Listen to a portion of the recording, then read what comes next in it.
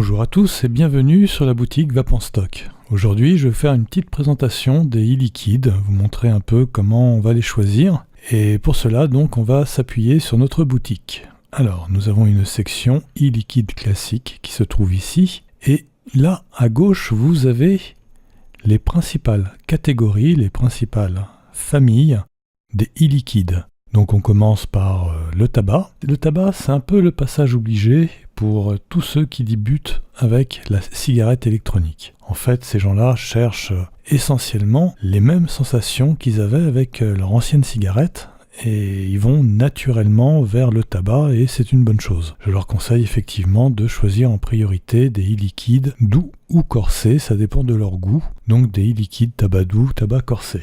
Cela dit, avec le temps, on s'en lasse un peu.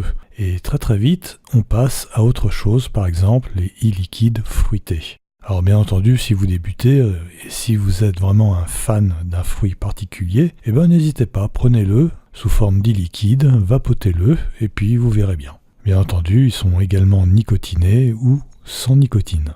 Autre grand classique des e-liquides, les boissons. On trouve des boissons alcoolisés, des arômes tequila, des cocktails, des sodas ou des jus de fruits, Coca-Cola, etc., des boissons énergétiques, et puis des boissons chaudes, le café, le thé, cappuccino, etc. On a ensuite la rubrique plantes et fleurs. Là, on va trouver parmi les classiques tous les différents arômes de menthe, menthe naturelle, menthe un peu chewing-gum, tendance Hollywood, menthe poivrée, etc. On peut trouver aussi des liquides un peu plus originaux, notamment dans les saveurs florales, rose, coquelicot, etc. Nous avons créé dans notre boutique une rubrique zen. Là, on a mis des plantes comme la lavande, la verveine, tout ce qui peut être un peu apaisant. Dans les épices, vous trouverez par exemple de la cannelle. Enfin, les épices, ça va être surtout des e-liquides que vous pourrez rajouter dans vos e-liquides classiques. Par exemple, si vous aimez bien la cannelle, mettez-la un peu dans un e-liquide tabac. En général, on ne conseille pas vraiment de vapoter tout seul les épices. C'est trop fort. Notamment, et là faites attention, de toute façon ça sera indiqué sur la fiche descriptive du produit, les piments. Les piments sont là pour rajouter du hit à votre vapeur. Et dans ce cas, il suffit de rajouter 1 ou 2 gouttes de piment dans 10 ml d'un e-liquide quelconque pour avoir tout de suite un peu plus de hit. Enfin, dernière catégorie, celle qui rencontre généralement le plus de succès, les liquides gourmands.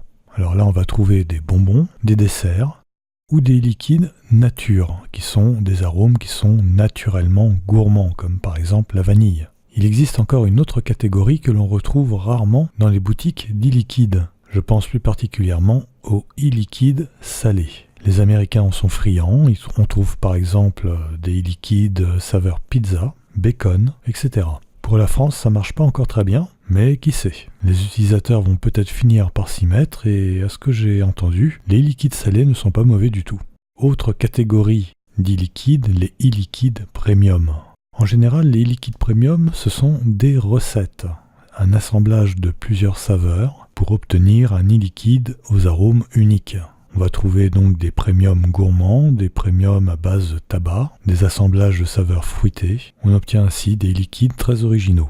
Voilà, vous savez à peu près tout sur les gammes disponibles d'e-liquides et je vous dis à très bientôt pour une prochaine vidéo.